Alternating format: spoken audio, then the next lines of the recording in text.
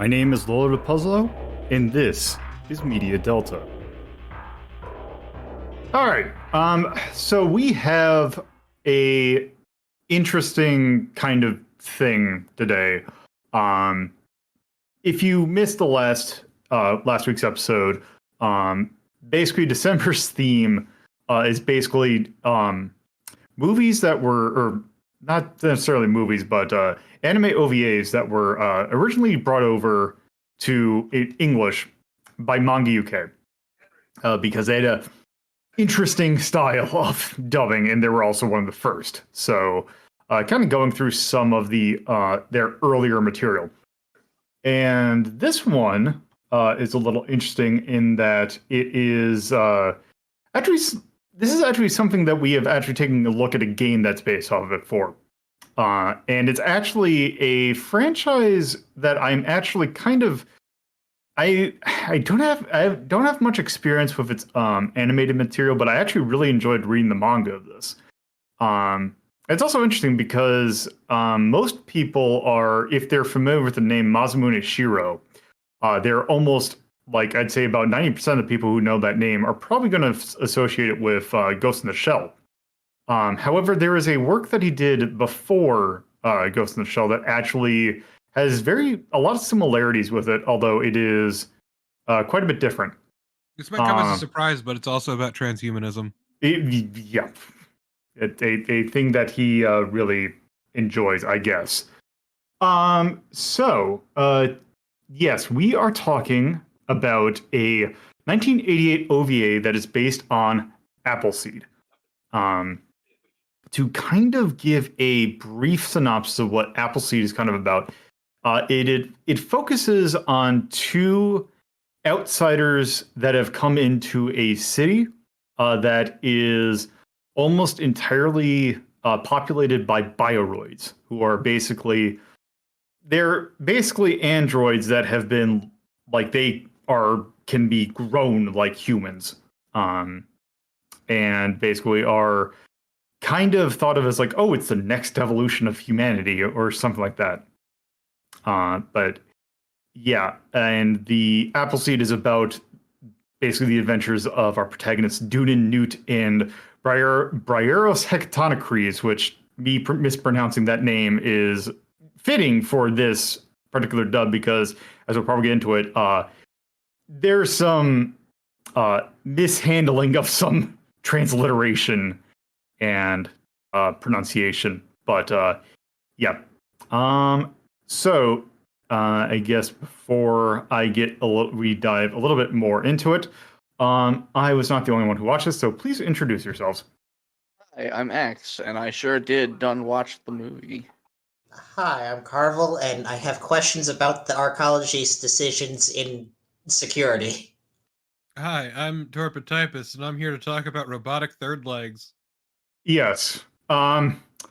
So usually when people think of Appleseed animated, this is kind of something that flew a little bit under the radar.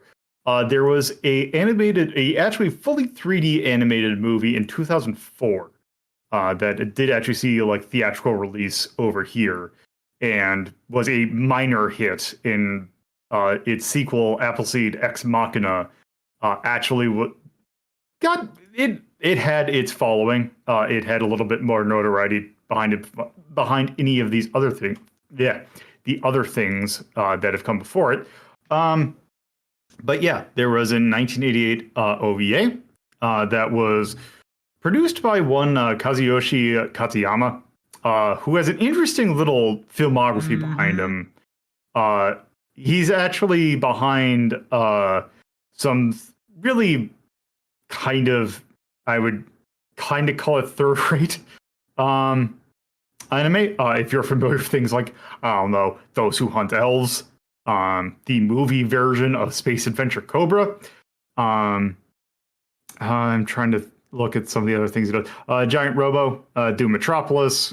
Maris the Chojo sounds familiar, but I don't. There's one particular thing that sticks out for me. Yeah, he also was the director behind The Big O, which is a cult classic anime.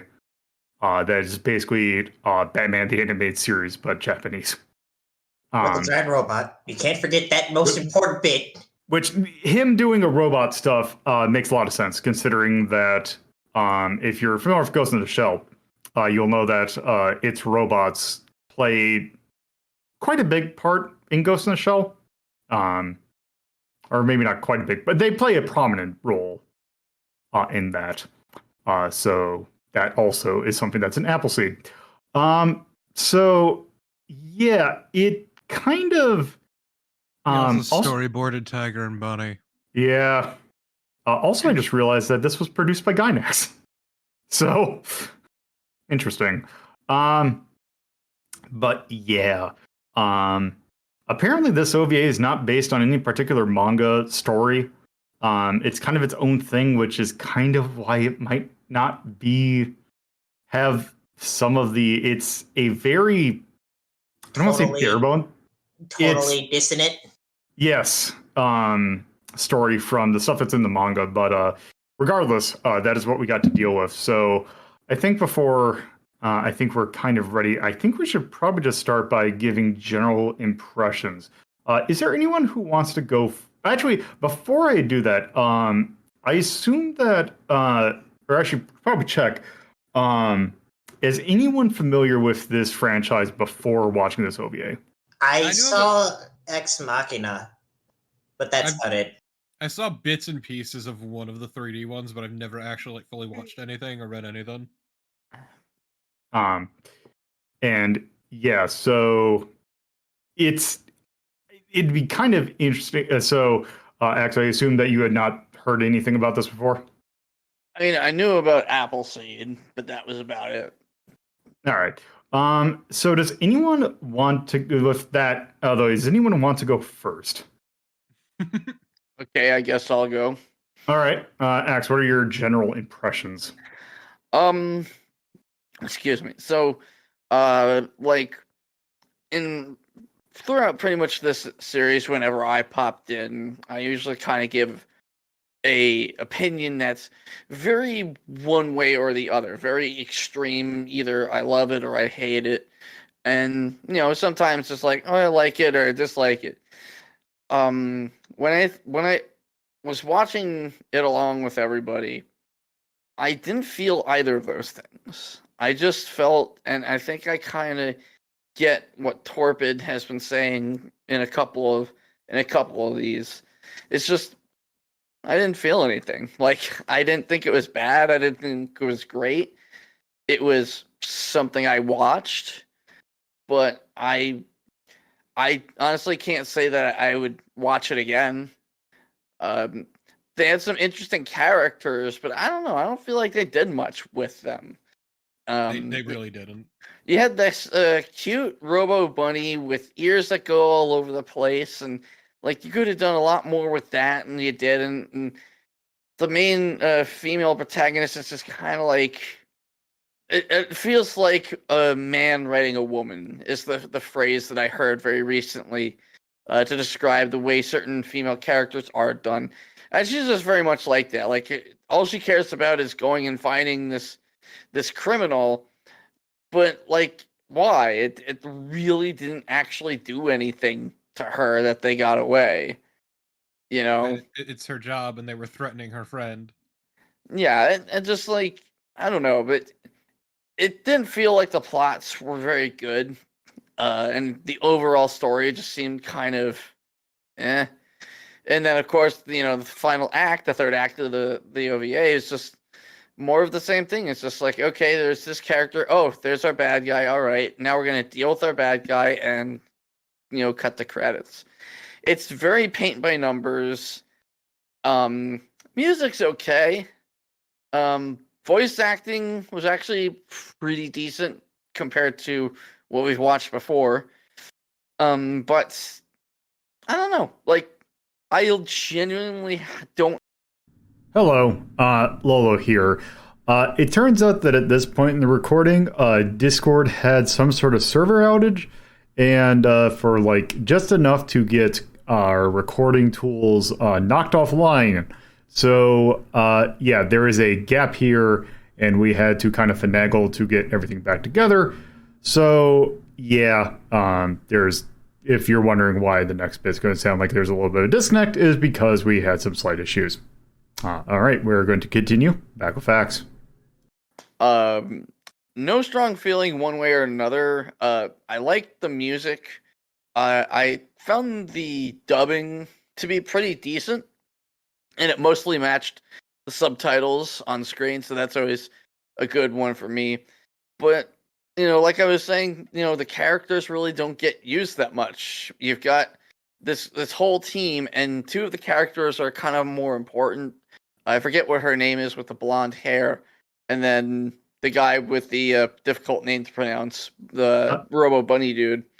And, like, Bunny dude is really more kind of there as, like, that character, the character that everybody's gonna absolutely like and probably draw, like, shitloads of fan art for. They're cute and interesting. But, like, even they didn't have a whole lot of depth to their character. The female protagonist just had one thing on her mind, and it just kind of made her boring. The plot itself was very stupid, I think.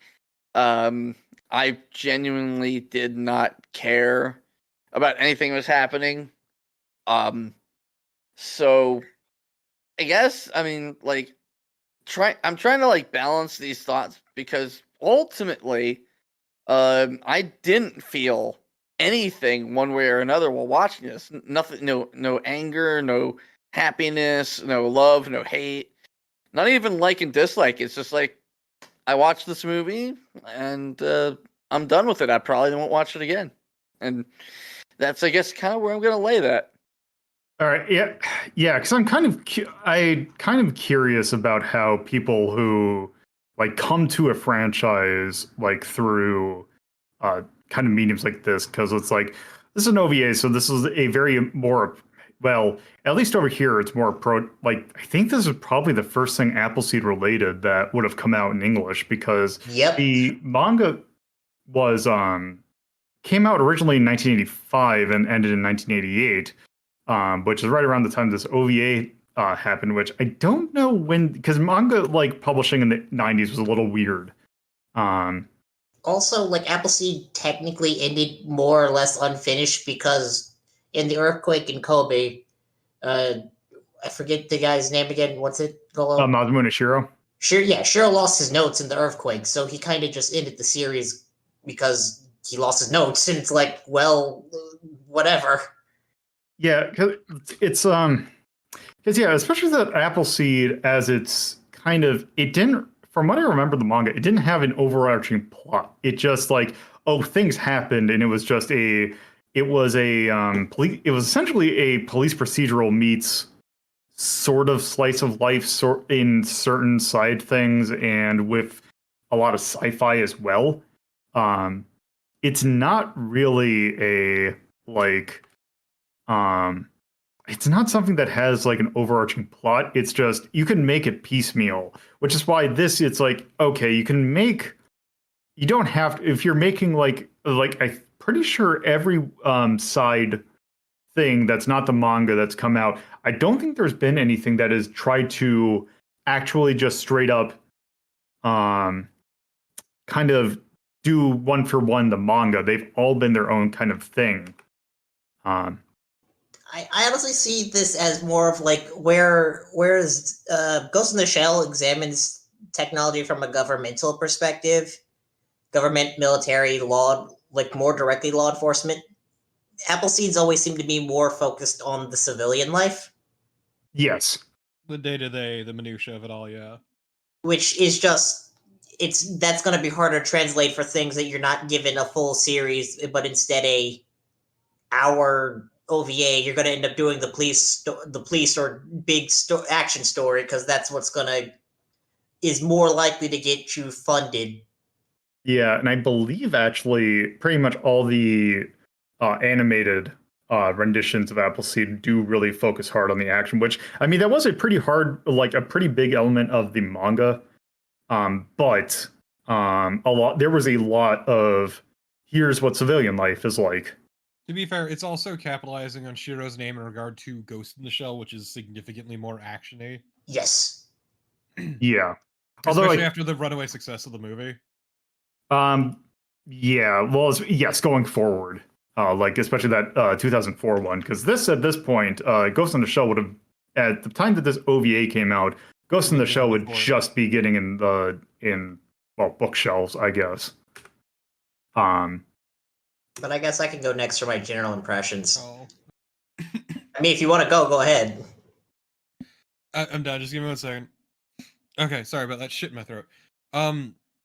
So my opinion, honestly, not super far off from Max's, is basically it seemed very by the books, which doesn't really work for this because it doesn't really capitalize on the strengths of Appleseed itself in the setting, and instead just makes it a very, very standard anti-terrorist thing.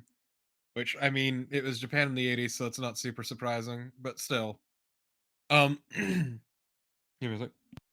Okay, so yeah, it was kind of an issue. It's actually very standard, and it, I don't know, didn't really do anything meaningful with the characters, especially in a way that felt right. Because they had all of an hour to establish literally everything and do a plot too, and you can tell they had no clue what to do with that time. Meaningfully, that is, because the plot just kind of happens, and then it ends with a massive anticlimax too. I kind Also, of like the anticlimax, to be fair. I thought it was one of the more unique things that were memorable of the OVA, but yeah. and I will say another issue too is the reasoning behind the villains being villains. Like one of them obviously human extremist, human superior, yada yada, all that. The other though had probably one of the worst reasonings I've seen, and I fucking hated it. Yeah. Basically, go ahead. I was gonna say, you can explain it, but it's actually something that it came off as so weird, and especially since this is something that was translated. I actually went and looked up to see if that was a mistranslation. Like, what did the Japanese version of this translate to? Because it felt like something was off. But no, it wasn't really. Is the Yeah. worst part. It's such a fucking bad take is the issue, because basically the reason behind one of the villains, the police officer who is also a mole, turned against the state was because everything was provided for, and so his wife eventually got incredibly stressed out and anxious and killed herself because everything was provided for and there was no struggle in life. Yeah. Wasn't the Japanese translation something about more specifically everything's the same every day or something like that? So from what I was able to gather from a few synopsis readings was the fact that it very much sounded like that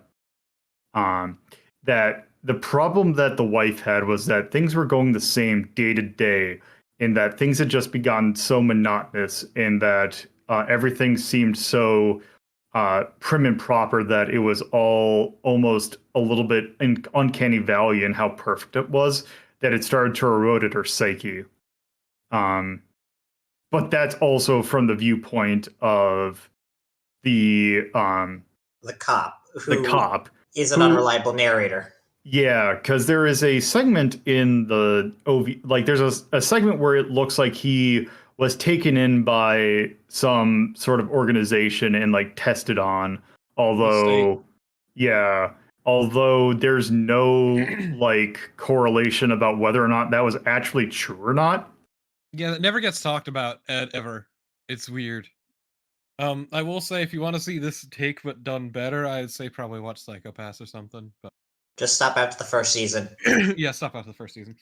But yeah, no, it's I don't know. There are strengths to this setting that it definitely does not capitalize on. It doesn't do anything meaningful with the characters either, and it feels very standard anti-terrorist sort of thing. And it's kind of a shame, honestly. Yeah. I don't think it's bad, but it's not good It's- either, is how I would describe it. It's kind of frustrating to me as someone who is really into Appleseed and especially the manga run of it. To see this, and it just really does a disservice to it has the problem that a lot of OVAs that are like one-off renditions of something that's like, especially we see in a lot of the video game OVAs, like East isn't great, but it's like something like trying to think of a good example that we've ranked before. Wizardry, possibly, even though that don't really have a story. Kind of the East OVAs in a weird way, how you had to go through it in such a kind of rushed way. You especially. Yeah. Salamander, you could kind of say. Oh god. Yeah, Salamander's Panzer one of the Dragoon. best one. Actually, Panzer Dragoon. You're right, you're right. Panzer Dragoon is an excellent It's comparison just point. so frustrating because, like, I know Shiro does better than that. Yeah. Like, his world building and his characters are usually a lot more interesting than this OVA portrayed them as, and it's kind of a shame. Like, yeah, Dunan and Briareos are North African war vets.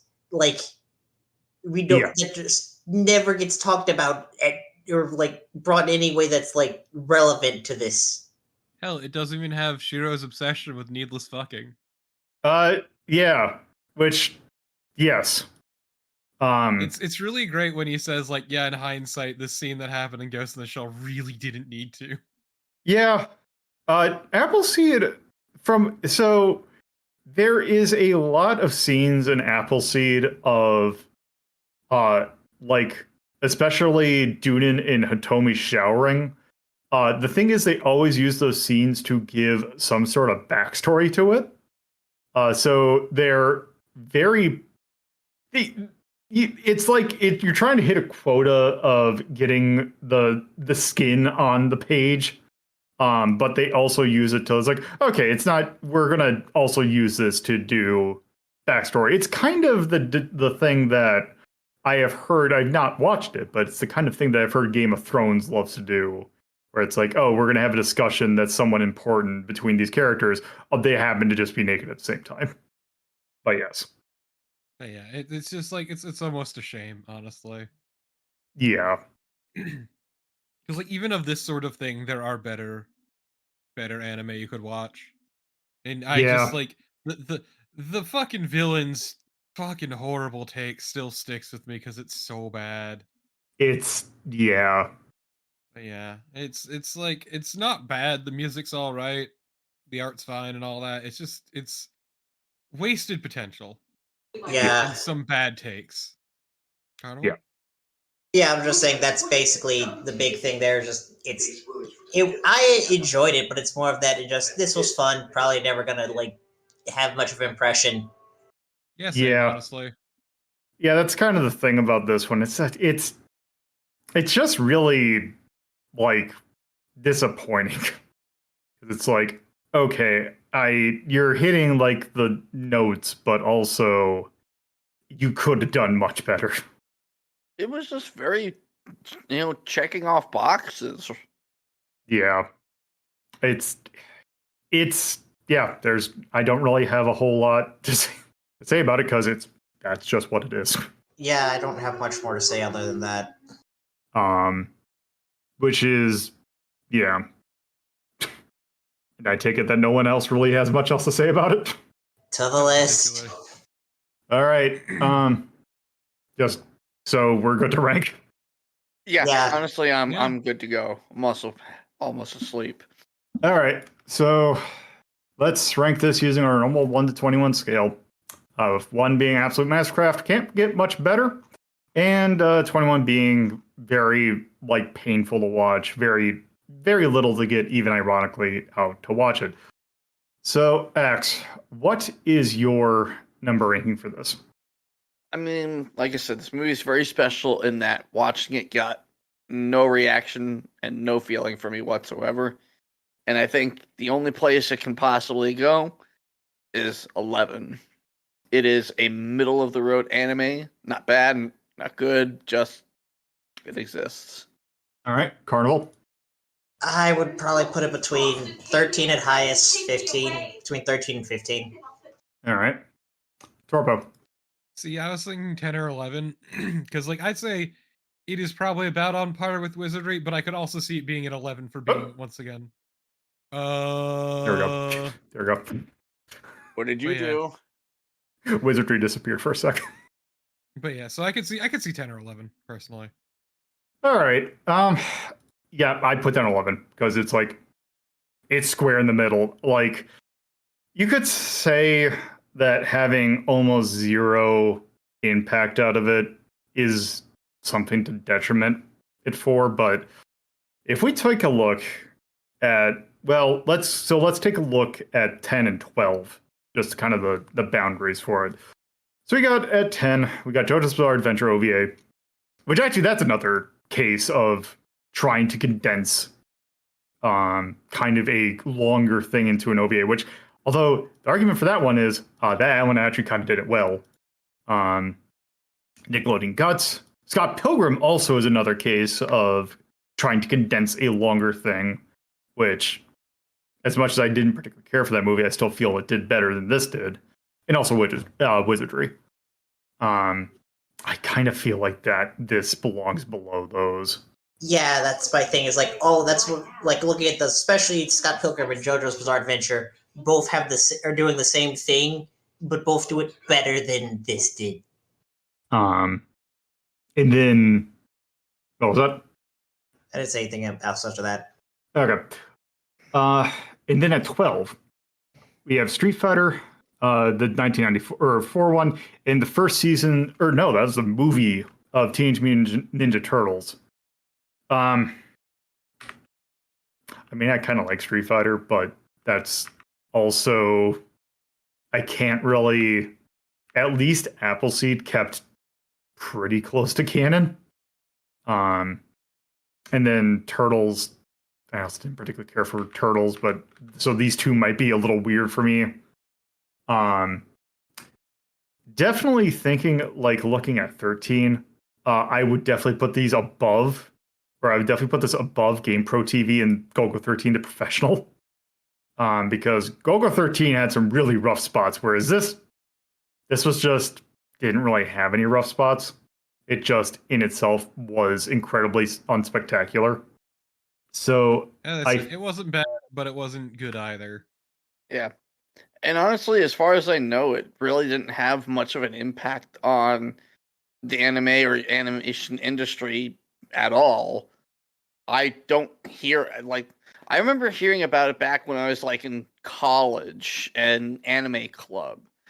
But like in the broader groups that I'm a part of, especially the groups that like this, no one I know of talks about this. And I think it's because it's just so mediocre. Well, Yeah. it's once again, if anyone thinks of Appleseed, it's one of the later renditions, not this one. Yep. yeah, you either go before this and talk about the manga, or you go after this and talk about the later animated movies. Mhm. But also just watch Ghost in the Shell. Yeah. Or watch or read the manga. Or read the manga if you want more Appleseed. Like if you're actually genuinely interested in it. Also, don't play the SNES game because the SNES game's bad. This really doesn't do it any favors, and it's kind of a shame because, once again, Masamune Shiro's characters and world building is significantly better than this lets on. Yeah. This did also remind me of a point that actually I think you made. Actually, it might have gotten lost to the void because we had some slight technical issues, but this does have a lot of, it's a dude who wrote a lot of female characters. Yes.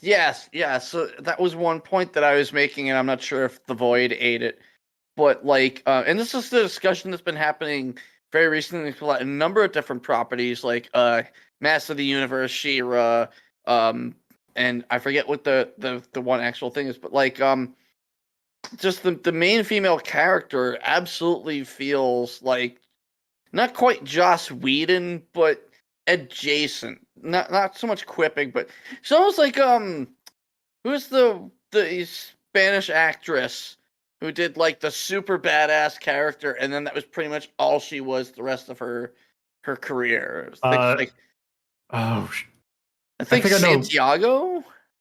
What's the name of the character? I can't remember. But you know what I'm Here. talking about. No, I'm bad at actors, so I'm sorry I can't help here. Mm, But I understand the concept they were getting behind. Yeah. Yeah. So like, it's not to say that women can't be super muscly or butch, or lean towards more masculine, but like her character kind of hits the.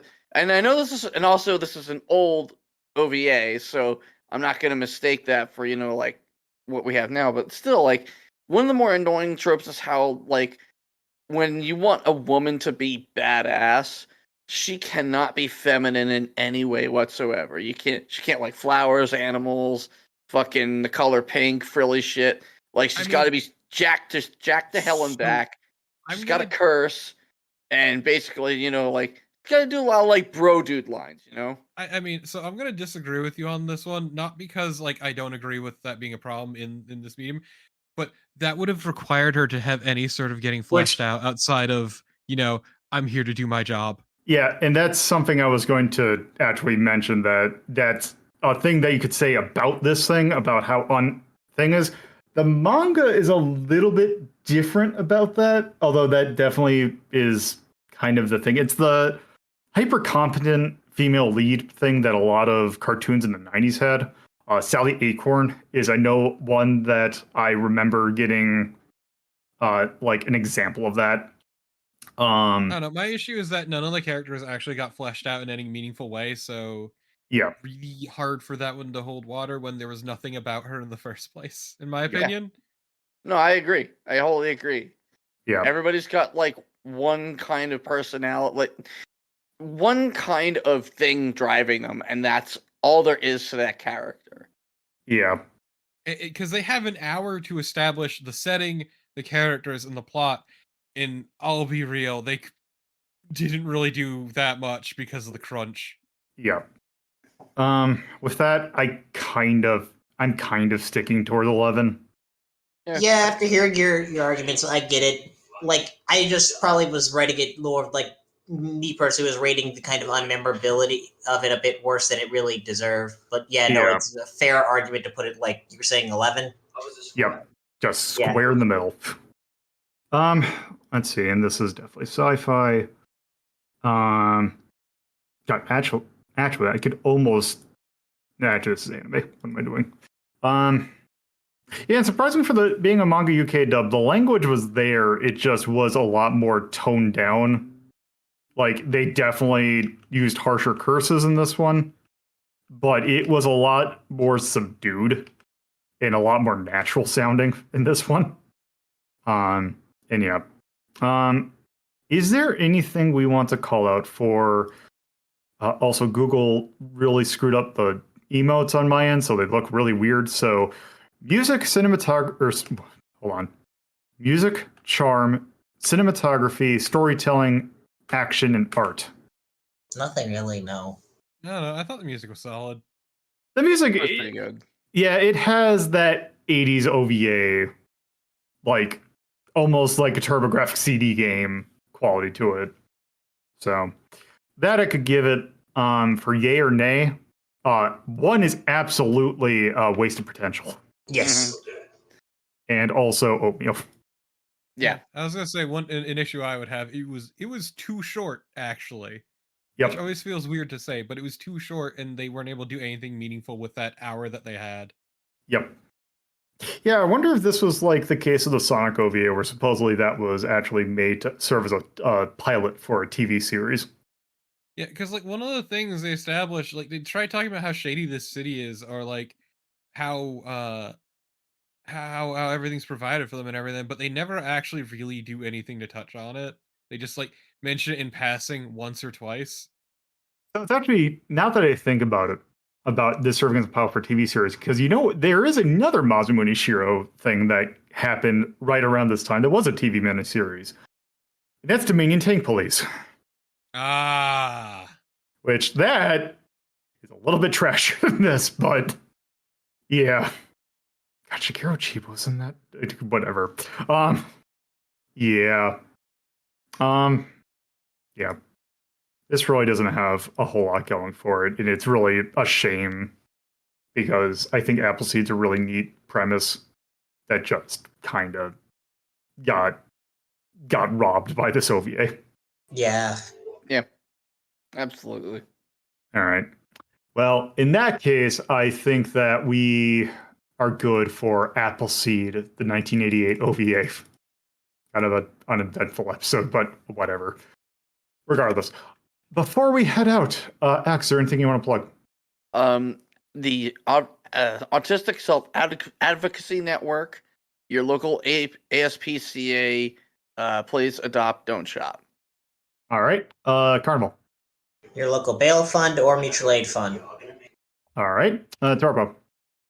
Twitch.tv/TorpoTypist, at TorpoTypist on Twitter, and I would like to plug the hole in this fucking world building that doesn't exist. Yep. Well, next up, so when I did Cyber City 080808, I mentioned that it kind of gets brought in with a trilogy, or maybe not a trilogy, but like a there is a selection of OVAs that came out around the time that did, that really kind of have a very similar tone. One of the ones that I brought up was a anime called Goku Midnight Eye. Yeah. And next up, we will see the trashier bits of Manga UK's anime that they decide to bring over into English. Trashy is an understatement. That lady's a motorcycle and her tits are out. Yep. I'm sorry, what? Yeah, we will have to tune in. Have you not seen Goku Midnight Eye? No, I haven't. Oh, well, I'm not fully up on my Dragon Ball, so no. Oh, yeah, Nuts, so... you mean? Yeah. All right, Goku Midnight Eyes next time. So, thanks for listening, and I hope you tune in next time. Bye. Bye. If you would like to see the list in which we have ranked every single thing we've done for Media Delta, you can go to r3.ldp.life in your browser. If you would like to watch the sister show that determines what could show up on Media Delta, that's Retro Rank Rhapsody, you can watch it live on Twitch at twitch.tv/LoloThePuzzler or on YouTube at youtube.ldp.life. If you would like to discuss this episode with others, please join our Discord server by going to discord.ldp.life in your browser, which should give you a link. Thank you again for listening.